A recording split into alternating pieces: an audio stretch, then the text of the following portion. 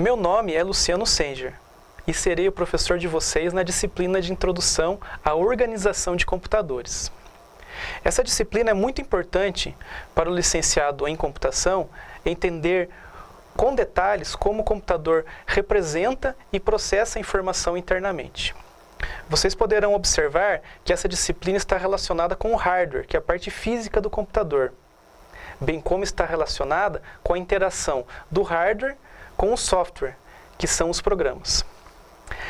A disciplina está organizada em 7 unidades. Vamos conhecer então qual é o conteúdo de nosso curso, por meio dos tópicos a seguir.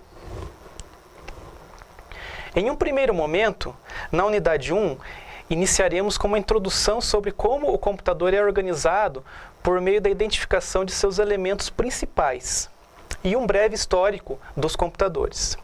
Para isso, no livro-texto de nossa disciplina, as seções 1 e 2 estão dedicadas para a discussão sobre os conceitos básicos de como o computador funciona e sua importância em nossa sociedade.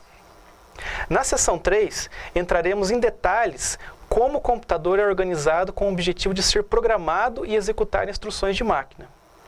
Veremos que o computador é organizado por meio de uma unidade central de processamento, memória e dispositivos de entrada e saída. Cada elemento com uma função principal durante o processamento da informação.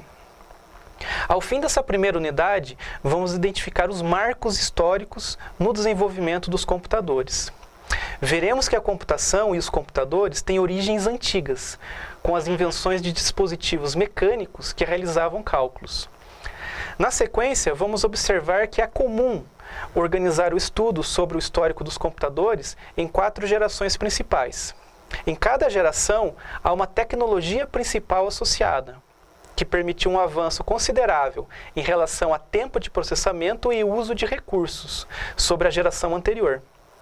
Por meio do estudo de tais gerações, vamos conhecer a evolução do computador eletrônico, desde o uso da válvula eletrônica, em seus primórdios, até os circuitos integrados com bilhões de componentes dos computadores contemporâneos. Na sequência de nossos estudos, as unidades 2 e 3 estão dedicadas ao estudo de como o computador armazena internamente a informação, principalmente em como o computador codifica as informações no sistema binário. Sabe-se que o computador é um sistema digital, que trabalha internamente processando e armazenando a informação por meio de lotes de bits, que são comumente representados pelos símbolos 0 e 1. Enquanto avançamos os estudos por meio das seções das unidades 2 e 3, vamos estudar como é o processo de conversão de valores numéricos em decimal para o sistema binário, bem como o processo inverso. Noções de aritmética computacional também serão estudadas, para verificar como é o processo de adição e subtração em bases diferentes da base decimal. Mais especificamente, na unidade 3, veremos como é o processo de codificação da informação em palavras, para representar os tipos de dados utilizados nas linguagens de programação. Estudaremos como é a representação de valores inteiros, números decimais e alfanuméricos, suas características e limitações. A partir da unidade 4, entraremos em detalhes sobre a lógica digital, que é o meio pelo qual os elementos do computador são projetados, visando ser implementados fisicamente. Veremos as conexões da lógica tradicional e suas propriedades com o processo de projeto do hardware dos computadores.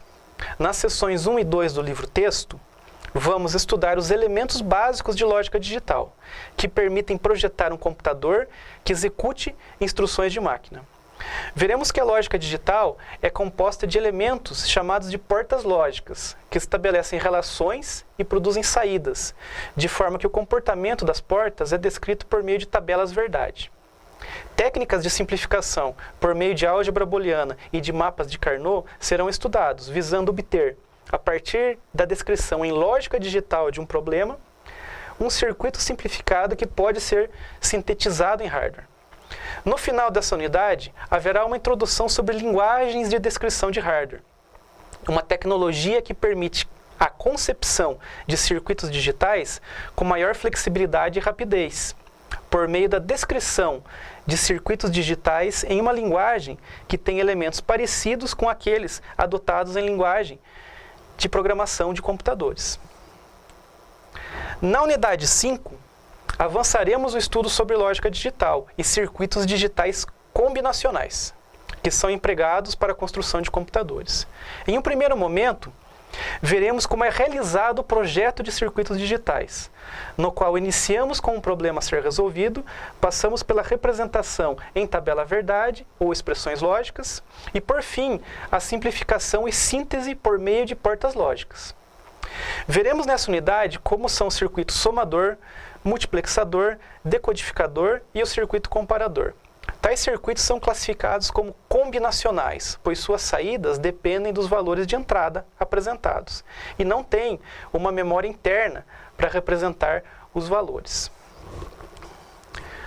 O fechamento de nossos estudos será por meio das unidades 6 e 7. Tais unidades tratam do estudo dos elementos de memória existentes no computador. Veremos como os circuitos ditos sequenciais, que têm uma memória interna, são empregados para representar e para que o computador possa armazenar temporariamente a informação no processo de execução de instruções de máquina. Dentre os elementos de memória estudados, veremos inicialmente como é a organização de um registrador, que é um dos elementos empregado internamente à unidade central de processamento para armazenamento temporário de valores durante o processamento das instruções. Após, por meio da unidade 7, vamos observar que há diferentes tecnologias que o computador faz uso para memorizar a informação. Veremos que cada tecnologia tem características específicas em relação a custo, velocidade, capacidade de armazenamento e volatilidade da informação. Muito bem, nesta aula conhecemos como será a organização da disciplina por meio de seus tópicos principais. Usem o livro-texto como fonte principal de informação para seus estudos. O livro disponibiliza exercícios de fixação e indicações de site da internet para cada unidade. Da mesma forma, consultem sempre as indicações de vídeos e sites disponíveis no ambiente virtual para avançar no aprendizado. Até a próxima!